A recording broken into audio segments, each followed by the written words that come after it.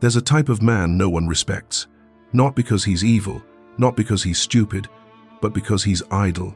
He says the right things, he makes promises, he might even be smart. But when it comes time to act, he waits. And the world doesn't wait for anyone. Have you ever felt like your whole life is stuck in almost? Almost started that habit, almost fixed your health, almost became the man you said you'd be, but somehow, every day ends the same, exhausted from doing nothing that mattered. You know you're capable of more. You felt that fire flicker, just long enough to believe it's still alive. But then it fades. Again. Another week wasted. Another false start. And here's the worst part. You've started to accept it. I'm just not a disciplined person. My brain's wired differently. Maybe I need to wait for the right moment. That's how it begins, the quiet death of ambition. But what if laziness isn't your enemy? What if it's a signal? A crack in the armor revealing a deeper weakness, one that cannot be fixed with motivation, apps, or accountability partners. Today, you'll discover something hidden. A system from ancient Japan that was never meant for the average man. It was forged in temples, tested in war, and designed for one purpose: to turn soft minds into immovable forces. It was used by monks who woke at the same hour every day for decades, by swordsmen who trained for hours without needing a reason, by craftsmen who worked in silence for years, perfecting a single cut, a single movement. This system is brutal. It does not ask for your preferences. It does not care about your feelings. It doesn't even believe in motivation, because it was built on something far more powerful, a way of being that eliminates choice entirely. If you stay to the end, you will not leave with inspiration. You will leave with a weapon. The weapon to kill the part of you that delays, doubts, and negotiates. The system I'm about to show you has only one requirement. You must be willing to bury the version of yourself that you've clung to for too long. Before we begin, like the video, subscribe to the channel, and comment below. What's one thing you keep saying you'll do but haven't done? This is not just content, it's training. And it starts now. There is a word in ancient Japan that has no true equivalent in the West: kufu. At first glance, it means making do or finding a way. But that translation is shallow, because in reality, kufu is not just a concept. It is a mentality, a mindset, forged in fire and repetition. A way of approaching life where excuses do not exist and perfection is not the goal. Progress is. In the dojos of Kyoto, in the blacksmith huts of Nara, in the silent monasteries of the north, kufu was everything. It wasn't written on banners. It wasn't printed in books. It was felt in the calluses of the hands, the grit in the breath, the quiet nod of the master who had seen your 1000th failed attempt and watched you try again anyway. Kufu is what allowed carpenters to chisel for 10 hours a day for 50 years. It's what made farmers rise before the sun without being told. It's what made warriors train under pouring rain with no opponent, no applause, no why, just the discipline of practice itself. To live with Kufu is to eliminate the lie that you don't feel like it, because Kufu is built on one unbreakable truth: the work must be done, regardless. It's not about grand gestures. It's about relentless micro-adjustments, the quiet war waged every morning between who you were and who you must become. And yet, in the modern world, Kufu is dead. We replaced it with hacks, dopamine tricks, systems built for speed and comfort. But men are not built in comfort, they are sharpened by friction. Every man watching this who has felt the pull of laziness, the endless scroll, the late alarm, the skipped workout, you're not broken. You've just never been taught Kufu. And there's a reason for that. Because Kufu isn't marketable. It can't be sold. It doesn't promise results in 7 days or less. It's a grindstone. It's slow, invisible, and often painful. But it works. Every time. Not by motivating you, by rewiring you. Modern psychology now confirms what the monks and warriors knew all along. The brain adapts through repetition under tension. That when you remove variety and remove decision, what remains is raw behavior, pure action. Discipline not as a mood, but a default. Kufu is the process of returning to this default, over and over, until there's nothing left of the man who needed reminders, trackers, or willpower. Only the man who acts because he must. And this script is not a history lesson, it's a mirror. Because right now, in your current state, You are either building the muscle of Khufu or you're building the muscle of surrender. There is no in-between. The story I'm about to tell you is not about a man who was gifted. It's not about a warrior or a monk. It's about a factory worker. A man with no background in discipline, no mentors, no head start, just a decision. His name was Daigo. He was a man you wouldn't notice in a crowd. Mid-30s, overweight, wakes up late, eats fast food, scrolls more than he speaks, works just hard enough to avoid getting fired. But there was something inside him, something faint, a memory of who he used to want to be. He didn't know the word Khufu, but he was about to live it. And what happened over the next year didn't just change his body, it rewired his entire reality. The philosophy you're about to witness is not abstract. It's visceral. It lives in every breath Daigo took when he wanted to quit, in every tiny action he repeated until it became who he was. The ancient Japanese didn't need motivation. They had something better, and now so do you. Daigo sat at the kitchen table, staring into a half-eaten bowl of noodles. His wife had already gone to bed. The kids, asleep. The room was quiet, but inside, he was drowning. He was 36, worked a dead-end logistics job for a mid-tier appliance company. 10 years at the same place, no promotions, no pride. He punched in, he punched out. He waited for weekends that never felt like rest. His gut spilled over his belt. His back ached from standing too long. His breath wheezed after climbing a single flight of stairs. But the worst part wasn't the physical. It was the mirror. Not the one in the bathroom. The one in his mind. The one that showed him who he was becoming. Every year. Smaller. Weaker. Less certain. Less respected. He had stopped trying to explain it. Stopped setting goals. Stopped starting over every Monday. Now, he just survived. He told himself what every defeated man tells himself. I'm tired. I'm just too busy right now. It's not that bad. I'll fix it eventually. But the truth was simple. He was lazy, and he hated himself for it. Daigo wasn't always this way.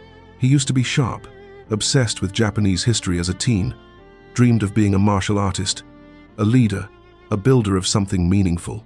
He trained judo for 2 years before quitting. He started a blog once, 2 posts. Then silence. He bought 5 books last year. Didn't finish one. The pattern was always the same. Start with energy, hit resistance, make excuses, escape, repeat. The excuses became more refined with age. Family comes first. I have responsibilities now.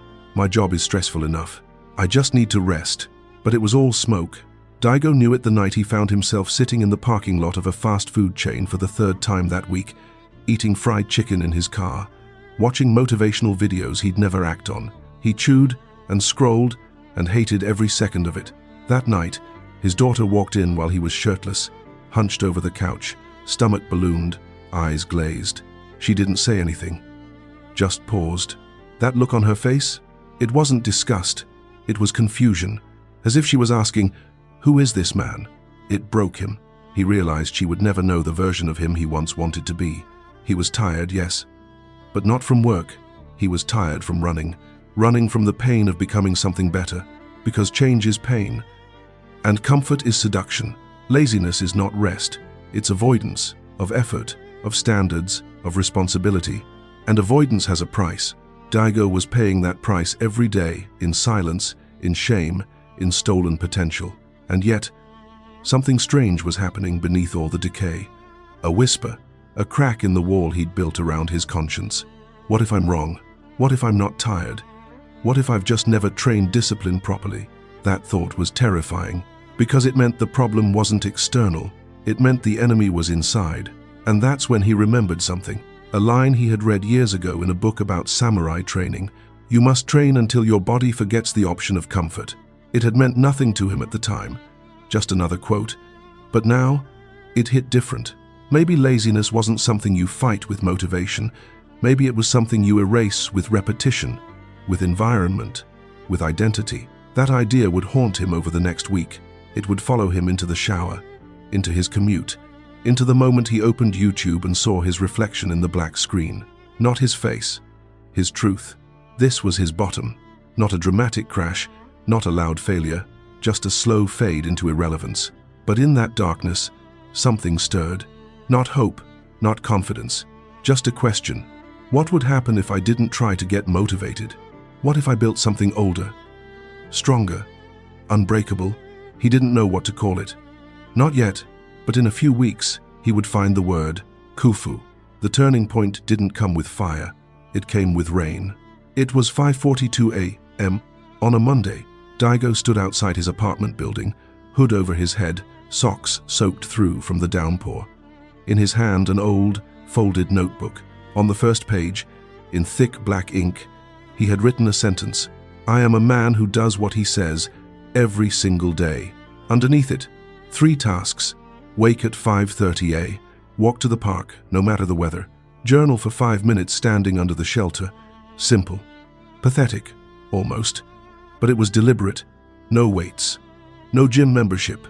No 10-step transformation plan. Just one truth. The old Daigo would hit snooze, roll over, tell himself it's too wet, too cold, too early. The new Daigo didn't negotiate. Why the walk? Because it was far enough to be inconvenient. Why the journal? Because it forced clarity. No hiding. No lies. Why the rain? Because it was perfect. Daigo didn't know it yet, but this was his first real lesson in Kufu, not in theory and body. Kufu, in ancient practice, was the art of adaptation through relentless consistency. The blacksmith who adjusted his hammer angle 1 millimeter at a time. The monk who meditated under snowfall, not to prove a point, but because that's where the cushion was. The modern world avoids friction. Kufu seeks it. That morning, Daigo walked in silence. Every step, a rebellion, not against society, against the soft instincts inside him. By the time he reached the park, his pants were clinging to his legs, his fingers numb. But he didn't care. He pulled out his notebook and wrote, "I showed up. That was it. Day 1. No applause, no dopamine hit. Just a man standing in the rain, proving to himself that not everything inside him was weak, and that was all he needed." The next day, he did it again. This time, no rain. Just silence. By day 5, something strange happened. His alarm went off, and he was already awake. By day 7, he didn't even hesitate to step out into the cold. But on day 8, he slipped. His daughter had a fever. His wife needed help. He overslept. Old instincts kicked in. See? This is why you can't stick to anything. Life gets in the way. Always will. You'll start over next week. But something inside him rejected those thoughts. Not with inspiration, with intolerance. That morning, he walked anyway, at 7:45 a.m. instead of 5:30. And when he reached the park, he didn't write about failure. He wrote, interrupted, not broken. This was his second lesson in Kufu. The Japanese word doesn't mean perfection. It means finding a way, through weather, through failure, through resistance, not reacting to obstacles with excuses, but adjusting and continuing. Modern minds collapse under interruption. Kufu-trained minds adapt and resume. This shift was subtle, but powerful. Daigo started applying it everywhere. Late night at work? Still did his journal. Wife stressed? He cleaned the house before she asked. Boss yelled? He didn't spiral, he analyzed. He began to realize that laziness isn't destroyed with intensity. It's erased through identity, and identity is built through evidence. Every small act of alignment with your higher standard is a brick in the new version of you. Day by day, Daigo stopped needing motivation. He wasn't pushing anymore. He was becoming. Around week 3, he remembered an old video he had once saved an interview with a Japanese martial arts master. The interviewer asked, "What is the secret to your level of focus and consistency?" The master responded, "I make no decisions. When pressed," he explained, "decisions require energy. I have already chosen. There is no other option. So I act." Daigo paused the video and sat still for nearly 20 minutes. It hit him. He had spent his entire adult life in negotiation. Every action, every task, argued, debated, rationalized, postponed. But discipline wasn't a matter of energy. It was the absence of debate. He needed to become the man who didn't ask himself, if, the man who just did. That night, he rewrote his notebook. Page 1, there is no debate. I am that man. And below it, a vow. For the next 90 days, I will perform the exact same routine, without variation, without pause. He designed it with intention. Wake at 5:30 a.m. Walk for 20 minutes. Cold shower. Write 1 page in the notebook. Prep lunch for work. Complete 1 impossible task before 9 a.m. Nothing grand, nothing heroic, but fixed, non-negotiable, embodied. The next morning, Daigo rose before his alarm, and this time, something felt different. Not easier, clearer. He wasn't becoming disciplined. He was removing the layers of weakness that had always been in the way, 1 walk at a time. By the end of week 5, Daigo was no longer dragging his body into discipline. His body was dragging him. The morning walk became automatic. The cold shower no longer felt like punishment. The journal turned from confession into command. It wasn't about willpower anymore. It was about momentum. Something ancient was now alive inside him, something primal, something many men have never tasted: self-trust. For the first time in years, Daigo didn't need to hype himself up. He didn't need a motivational video. He didn't need to feel like it. He acted because it was time to act. He had become a practitioner. That's the hidden power of Kufu. It erases identity confusion. No more wondering, am I a disciplined person? You simply are, because your life proves it. But this transformation wasn't mystical. It was mechanical, because what Daigo had unknowingly built was a neurological circuit, a new behavioral groove. Modern neuroscience calls it automaticity. When a behavior is repeated under fixed conditions for a consistent duration, the brain creates a pattern. At first, effort is high, reward is low, but with time, effort drops, and the action becomes fluid. Not because you tried harder, but because your brain decided, this is who we are now. Stanford researchers call this identity integration. It's the phase where habits no longer feel like action steps. They feel like expressions of who you are. Daigo was in it. Every time he heard his alarm, his feet hit the floor before his thoughts could interfere. Every time he entered the kitchen, his hands moved to prepare his routine meal without second-guessing. There was no more should I, there was only now. And the world around him noticed. His wife stopped nagging. She started watching. His co-workers began asking questions. What's your secret? Daigo didn't answer. He wasn't interested in inspiring others, because when you're busy being the man, you don't talk about becoming him. But it wasn't all upward. Week 6 brought the test. He overslept not by hours, but minutes. Woke at 5:43.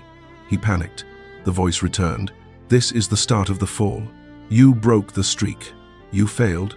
But then he remembered Kufu, and he wrote a single sentence in his notebook. Perfect is not required. Unbroken is. He stood up, did the routine. No shortcuts, no guilt. That morning reminded him, laziness doesn't die in one battle. It dies in thousands of moments where you refuse to collapse just because the plan bent. Kufu men do not pursue flawlessness. They pursue relentlessness. And relentlessly, Daigo pushed forward. By week 7, his body was different. Leaner, tighter, but more importantly obedient. He could command it, and it would move. That alone changed everything. The walk turned into a jog. The jog turned into sprints. Push-ups added themselves to the morning. Journals turned into strategy pages. Plans, execution, blueprints. He wasn't surviving anymore. He was building. On day 51, Daigo added a statement to his notebook. I am dangerous to the part of me that settles. This wasn't poetry. It was declaration. His internal war was reaching a new level. Because what happens when laziness is no longer your main threat? Complacency tries to sneak in. You're doing great. You deserve a break. You're ahead of most people. This was the most insidious form of decay, the kind that disguises itself as self-care. But Daigo didn't fall for it. He doubled down, because he knew something most men never learn. The greatest threat to progress isn't failure. It's comfort. He began rereading old texts from his teenage days, Bushido, Hagakure, Musashi's Dokodo. They didn't feel like fiction anymore. They felt like prophecy, especially one line from Dokodo. Do nothing which is of no use. Daigo wrote it on his wall. It became his filter. Every action, every word, every thought run through that line. And slowly his life simplified, sharpened. Phone use dropped by 70%. Snacking disappeared. TV became background noise. Even conversations grew more intentional. Daigo wasn't chasing discipline anymore. He had become its vessel. And with that, his mission evolved. He didn't just want to stop being lazy. He wanted to become unshakable. There's a Japanese concept for this too. Fudoshin, the immovable mind. the warrior who cannot be provoked, broken, or bent. Daigo wasn't there yet. But he had tasted the path, and it all began with one decision. I do not wait for discipline, I train it. Every man has this choice. Not once, but every single day. You can be the man who delays, or the one who deploys. Daigo chose, and now so can you. It has now been 93 days. Daigo stands at the same park where his journey began. It's cold again, the same season, the same trees, the same stone bench. But nothing is the same. He stands taller, breathes slower, moves with precision. There is no more doubt in his steps, no more noise in his mind. This is not the story of a man who found motivation. This is the story of a man who buried the lazy version of himself and never looked back. Laziness didn't disappear. It was dismantled, one choice at a time, one step into the rain, one morning of movement without question, one journal entry when no one was watching, one vow to never negotiate with weakness again. And that's the lesson too many men will never understand. Discipline is not something you hope for. It is something you forge, in silence, in repetition, in inconvenience, through the ancient fire of Khufu. Every man watching this has a lazy version of himself still alive inside, still whispering, still waiting for the next excuse. That part of you must die, not with a loud declaration, but with quiet, ruthless consistency.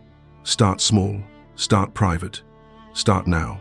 But don't you dare stop, because once you've tasted the power of waking up with fire, once you've felt what it means to look in the mirror and respect what you see, you will never settle again. That's what Daigo found. Not a new body, not a perfect life, a new standard. And that standard reshaped everything. His family began to follow. His co-workers began to ask. His old friends stopped recognizing him. Some mocked him. Others called him obsessive. But none of it mattered, because when a man becomes his word, the world's noise becomes irrelevant. Daigo didn't become better than others. He became better than who he was. And now, the path is yours. But I will not inspire you. I will not motivate you. I will challenge you. Because only the challenged grow, only the tested transform. So here it is, your challenge. For the next 90 days, choose one thing that makes you better. One practice, one act of discipline, and do it every single day without exception, without delay, without applause. Make it public, post it, declare it. Not for attention, but for accountability. Write it in the comments. Right now. Write your vow. I will wake up at 5:30 a.m. I will do 20 push-ups daily. I will journal for 5 minutes. I will walk every morning. I will master myself. Make the promise, then keep it. And if the voice comes, the one that says, not today, or you're too tired, or it doesn't matter, you answer with action. Because there is no argument against consistency. There is no resistance strong enough to beat a man who moves forward every single day. This is the system the ancient Japanese used to turn common men into forces of nature. They didn't use hacks, they used fire, and now it's your turn to burn. So take the vow, write it, live it, become it. Your future self is already watching. Don't make him wait.